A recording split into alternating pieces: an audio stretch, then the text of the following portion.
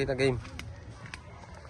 What's up mga idol? Papasilip ko pala sa inyo ang bahay ng aking utol na nagtatrabaho sa Thailand. Yan. Dito pa lang sa gate mga idol, marami ng halaman ang nanay kong nakagayak. Yan. Napakarami niyan. Magandang halaman. Tapos nandito pa. Pasilip muna natin dito sa bandang kanan. Kaliwa pagpasok. Yan. Ayan mga idol. Napakaganda ng mga halaman yan. Yan. Yung tinanim sa dryer. Yung paso niya ay dryer yan mga idol. Yan. Dito ito, papasok natin, ipapasok natin mga idol, ipapakita natin sa kanya. Yan. At napakaganda, napakasulit ng pagkakagawa mga idol. Yan. Napakagaling ng mga kanday na gumawa. Yan, ang ganda ng mga plaki niya. Yan, sulit na pagkagawa. At ito nga pala, papasok tayo at ipapakita natin ang napakaluwag na pagkagawa ng bahay niya. Yan. Ito mga idol, napaganda. Yan. Yan, napakalawak ng kanyang sala. Yan.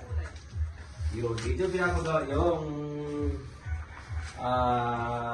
lababo. Yan. Dito pinapagawa. Gusto ng nanay ko dito. Yan. Papasok tayo dito sa sigar.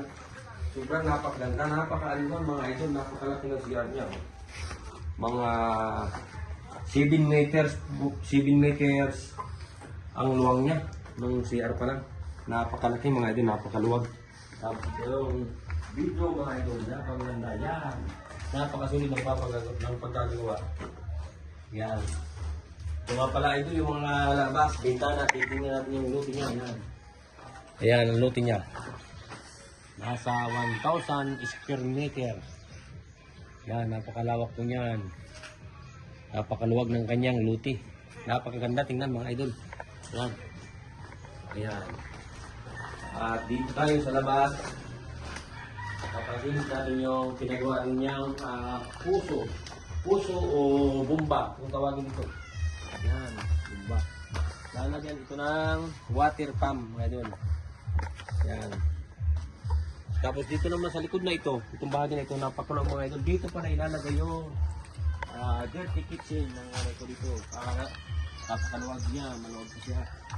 Yan, ito lalagyan ng pinto, babak na ilalagyan ng pinto. Patungo dito sa dirty kitchen. Yan. Thank you for watching and good afternoon mga idol.